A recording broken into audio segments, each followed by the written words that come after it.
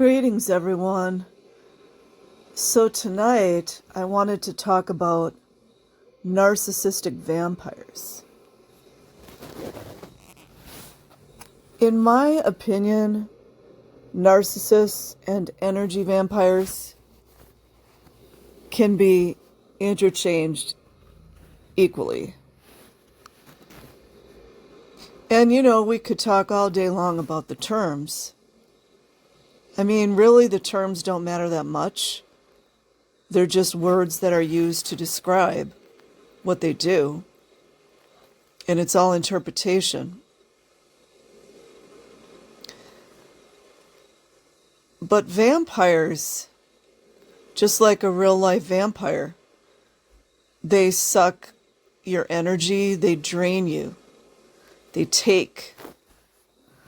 Have you ever heard someone in an argument, like maybe it's a husband and wife, and then the wife gets mad and she's like, you just keep taking, all you do is take? We've all heard arguments like that.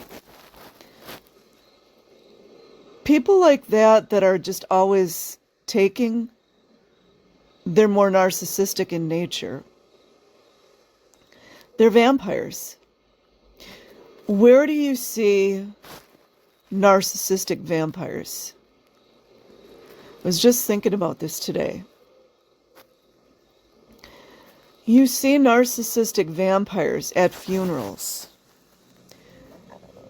And there's going to be a number of reasons that the narcissist is there. It could be to show their face at the funeral, to let everyone know what a good son they were, or what a good father they were, or whatever, when that's not true, because their public persona is the most important to them. It's where they craft their false narrative, their false mask, their false identity. A narcissist might show up to the funeral because they think that whomever passed away or went to the next place is going to leave them money.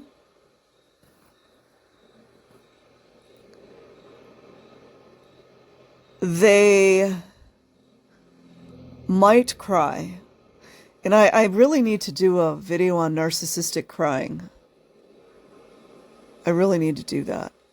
But the narcissist might cry inconsolably or dramatically at a funeral because they are no longer going to get narcissistic supply. Or if you look at it as a vampire, they're no longer going to get energy from this person. Maybe this person that went to the next place is or was always doting on them, spoiling them, treating them like a baby, or just, and maybe good intentioned. But the narcissist is crying because of that, not because they truly cared about the person or loved them. The only thing that the narcissist is concerned with is themselves. And a highly manipulative narcissist will have everyone fooled.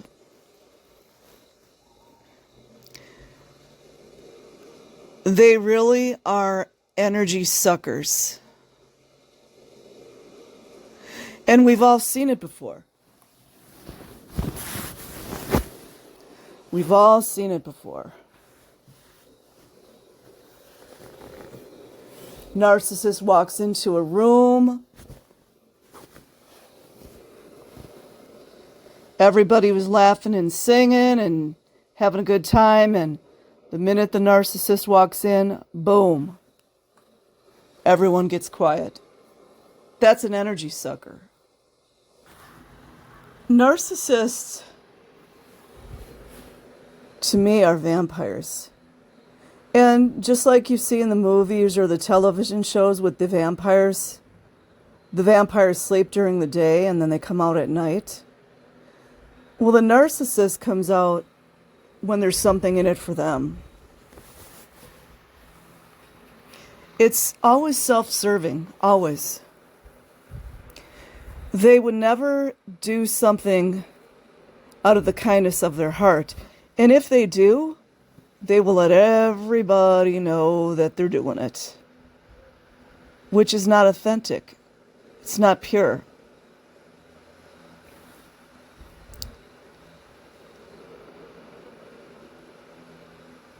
Vampires really do feed on other people, just like narcissists do.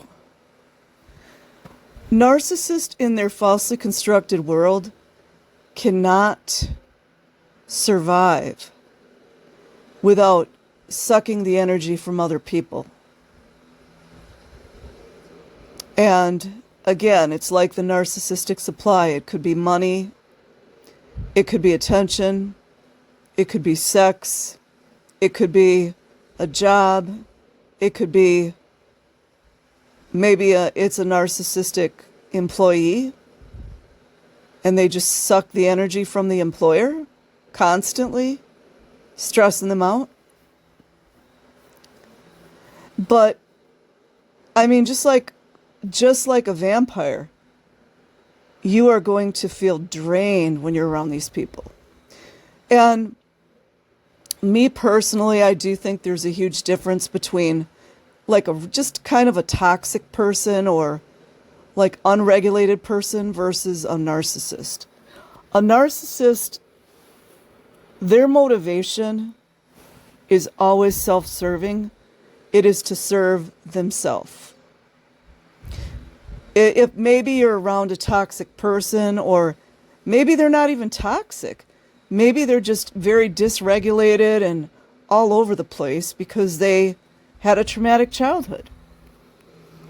Honestly, how you're going to decipher someone as a narcissist is think to yourself, what is their motivation? What is that person's motivation? Just like a vampire, the vampire's out to get some blood. What is the narcissist out for? The narcissist is there to get your energy. And again, energy can come in all kinds of forms. It might be they need a place to live because their girlfriend is fed up with them being a bum and not working and not being a good husband or a good boyfriend.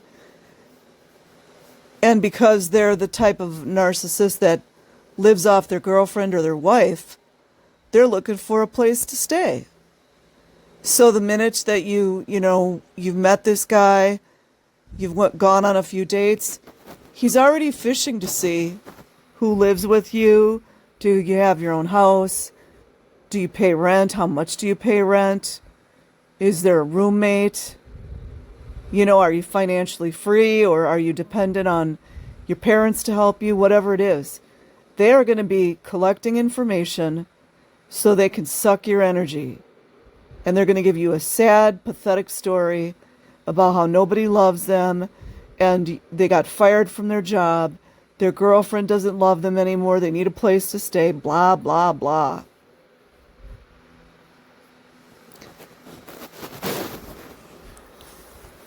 It could be a so-called friend that is always using you to give you rides, or to give her rides all over the place.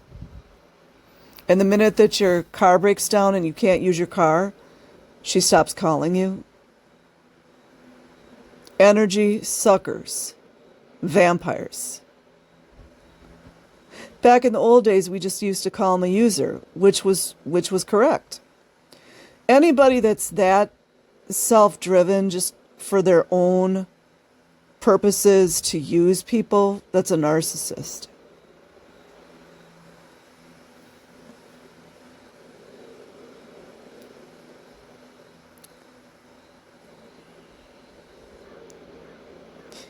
I'm trying to think of some other examples.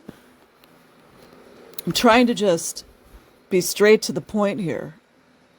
to make it clear across the board.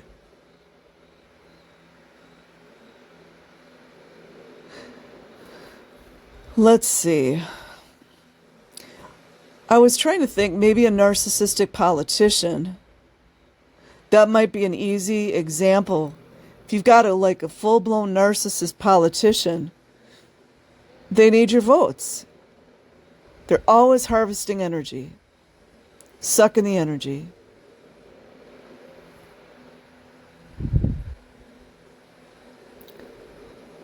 They don't shine around unless there's something that they can get from you, something to be utilized, something to benefit them. Maybe it's babysitting. Maybe it's dog sitting. Maybe it is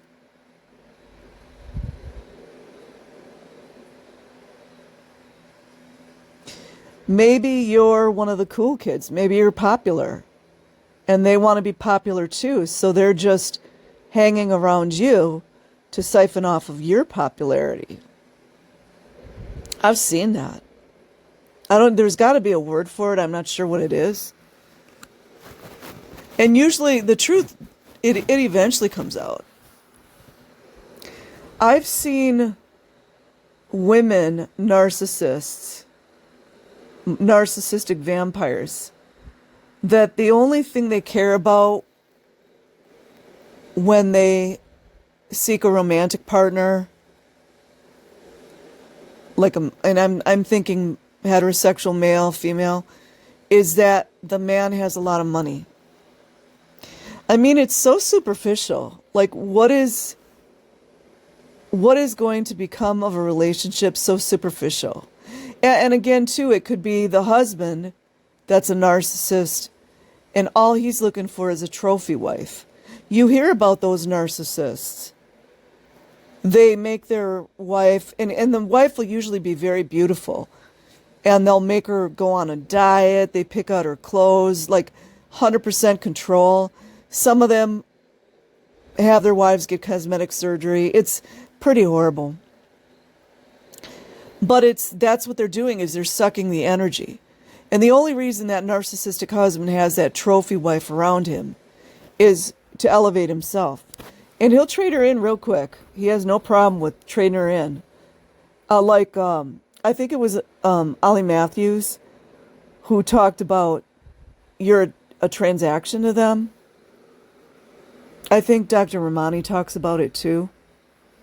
You are a transaction. And it just takes a while to kind of connect the dots when you see people do this over and over. And a lot of them are they are just so good at making you feel like they're cool with you.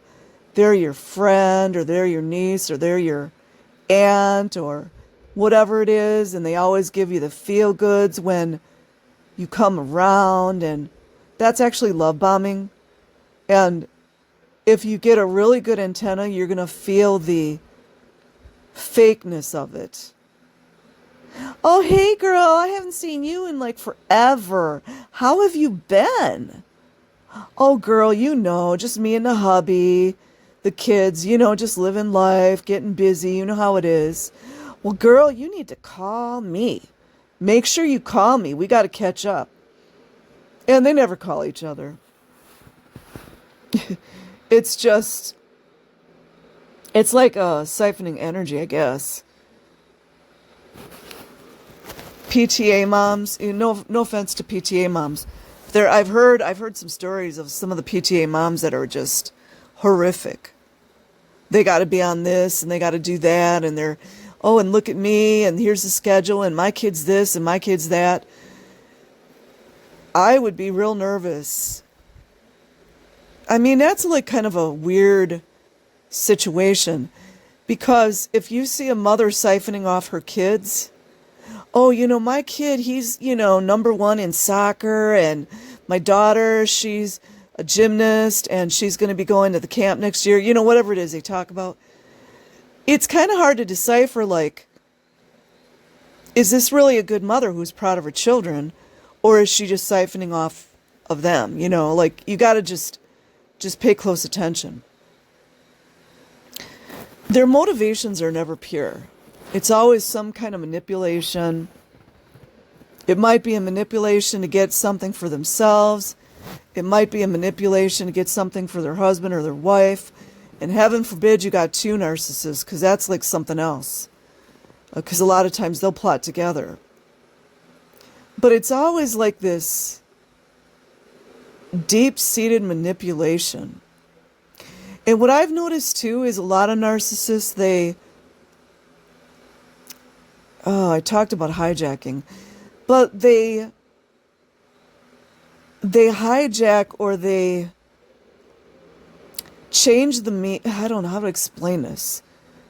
It's kind of like they hijack terminology, and then they'll use certain phrases, certain terms that seem really cool, that seem really happy, that seem really feel good to you. And then later on down the line, when you're out of this situation, you sit back and you analyze it, and you're like, damn, they were manipulating me. It wasn't about XYZ. It wasn't about, like, we need to sell the most cookies for the Girl Scouts and we're going to do a great job. It was for them to get narcissistic supply. You know, I'm just using that as an example. But they'll make it seem like, especially like the real hardcore virtue signalers, it will feel like they are authentic, and that's that mirroring, because they're not like an empath. They mirror empaths, and they've studied empaths for years, and they are extremely good at passing themselves off as an empath. And I'm sitting here thinking about vampires.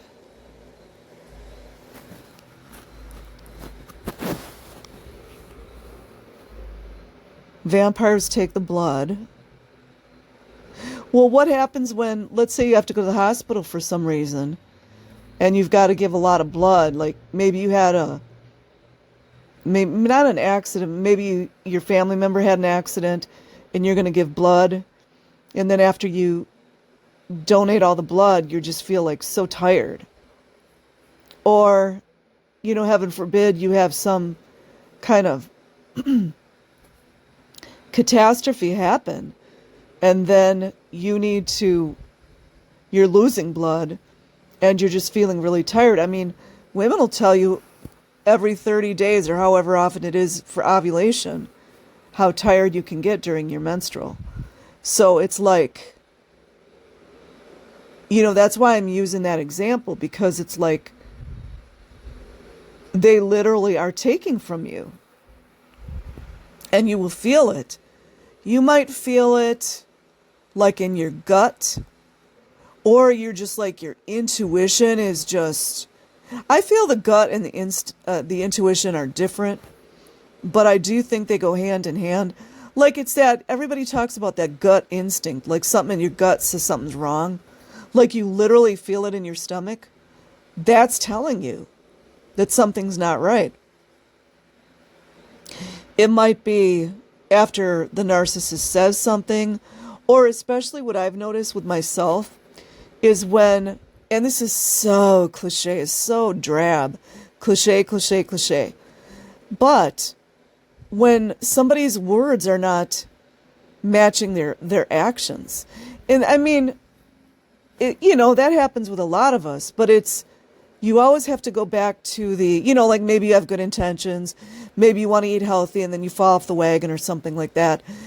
You know, so you might say you're going to do this and you fall short. But with a narcissist, it goes down to their motivation. And once you can feel their intention or their motivation, that's when things start to feel weird to you. Or, I guess, it also reminds me too, like if you're walking down the street and you feel danger. We've all been in situations like that. It's because they literally are taking your energy. If you're ever I'm just going to use a super generic example. If you're ever around a person that is taking over, let's say, your schedule, like, I'll just use myself as an example. Like, say you get up at 8 or 9 o'clock in the morning every day and you get your coffee, you listen to some YouTube videos, you make your breakfast, kind of a slow morning. Let's just say that's your routine. If you're around a really narcissistic / controlling person, they will, and they do it too because they like the power, like it makes them feel powerful.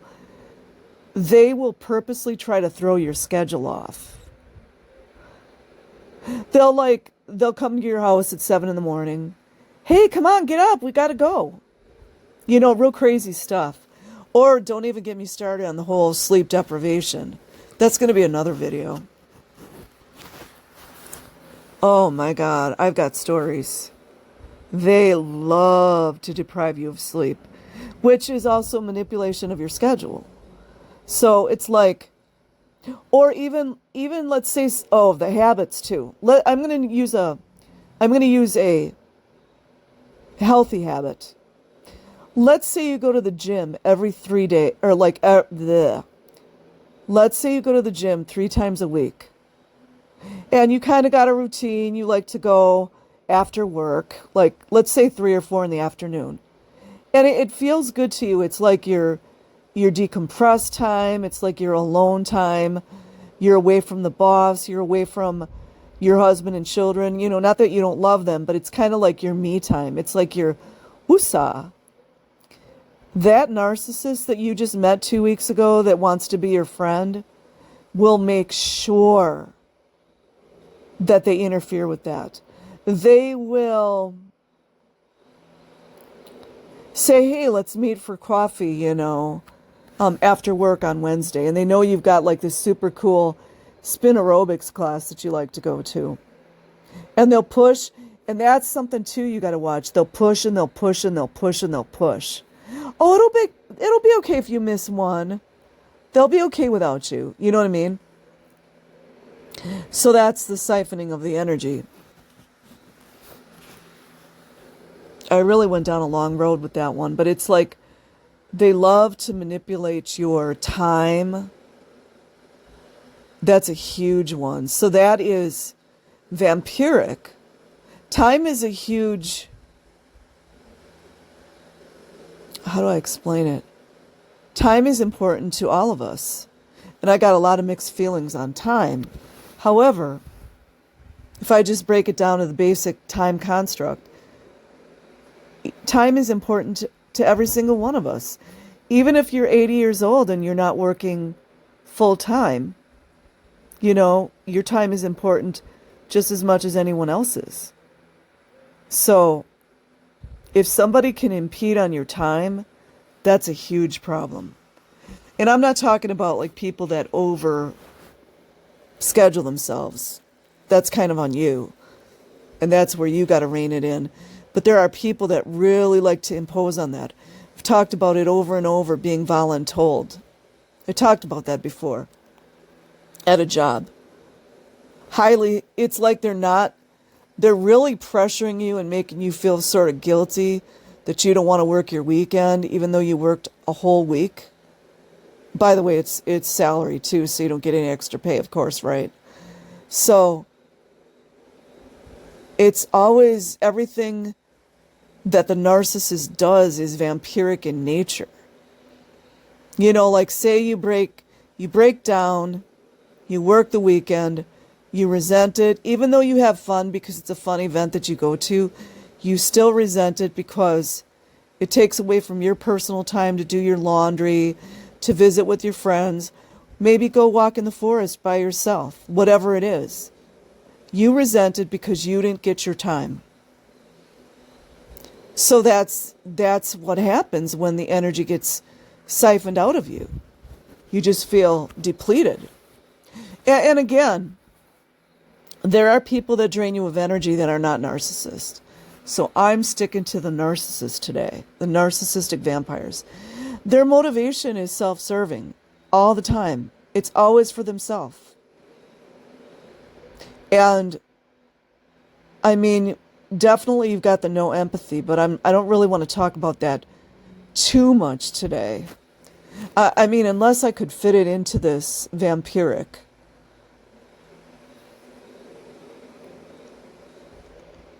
No empathy. Well, okay, I'll just use one example that I can think of off the top of my head. Got a heterosexual couple, they're screaming and hollering. Well, he's screaming at her, like the wife, and just berating her, telling her what a loser she is and she's no good. She can't take care of the kids. You know, she didn't clean the shirts right. Like, how could she F everything up? You know, she's a moron. Blah, blah, blah. You know, just completely berating her. So now she's crying. She's really sad about how she's being treated. That's also a form of energy vampirism. You know, honestly, it actually would be a really good, like, metaphysical law of attraction comparison. But it's siphoning her energy. She could be happy and doing something that pleases her, maybe spending good time with the husband, but she can't because he's a jerk. Or maybe spending quality time with her children, or maybe having time with her, you know, on her own, to fill her own cup. But when you have people like that that are berating and screaming and hollering at you, that is taking your emotional energy, your life force, really. And they will continue to do that wherever they go. I really think that if you were to put hidden cameras on some of these narcissists throughout the day, you would see it. You know, just like when you talk about law of attraction, like attracts like, etc., narcissists, it's the same thing. But they're like on a lower vibrational frequency, so they are going to go to work, complain about the work, they're going to complain about the boss, they're going to, you know, slack off, not do their work. They're going to dump their work on their coworkers. They're going to go sit around their coworker's desk when the coworker has some work to do and just wants to be left alone. Vampires. They're going to do that all day long. They're going to stress the boss out. Then they're going to be texting their wife all day, you know, with whatever they want to talk about. Upsetting the wife. Did you get this done? Did you get that done? Blah, blah, blah, blah, blah. They have to do this. It's like just, they can't live without being this way. So then after work is finished, now they're going to go, let's say they have to go to the gas station, fill the tank up. They go to the gas station. They're being nasty. They scream and holler at the gas station store attendant because she didn't move fast enough. They're going to finish paying for their bill. They're going to hop in their vehicle, and then they're going to be nasty, like speeding out of there like a moron, idiot. And then they're going to almost run into somebody because they're not paying attention. Then they're going to curse them out. This is just how they roll. It's like the pig pen in Charlie Brown, you know? So, and again, to every single scenario I talked about, they're sucking energy from people. You know, if they're berating someone, they're taking that person's energy, kind of, in a way, kind of against their will, in a sense. You know, you just need to get away from people like that. But anyways, that is about it now for narcissistic vampires. I'll definitely continue this one. I might even go into some more detailed examples, and I really hope that what I've learned in my lifetime and throughout reading and, you know, watching various videos, that I can contribute and help you to learn about narcissism. Okay, have a nice night or a nice day wherever you are. Peace.